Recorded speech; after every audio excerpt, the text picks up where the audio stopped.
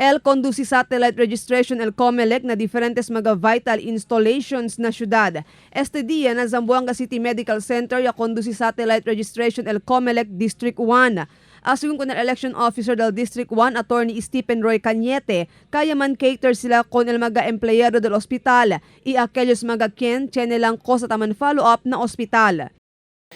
El part del program ni Commissioner Guanzon is to bring the registration venue na mga we are celebrating today Women's Month, and then yan identify several areas na dapat kami man anda uno el mga hospitals, government hospitals. So taki kami ara to conduct registration, specifically aiming na el target di amon is the women. Mañana na unmol alina kalye Camins también según sila anda conduci registrasyon ina Marzo 29 alya también na Zamboanga City Reformatory Center. Si Cañete y ablata conduci sila satellite registration aver para dale tiempo registra con aquellos quien trabaja y no hay tiempo para anda registra na oficina del COMELEC.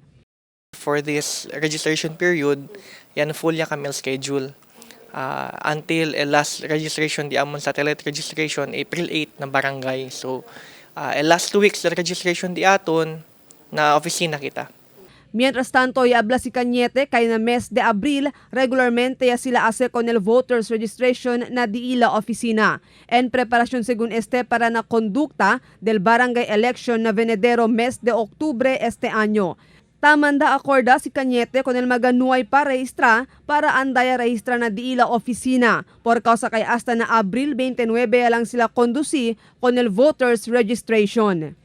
Marifita Mayo, Dateline Zamboanga.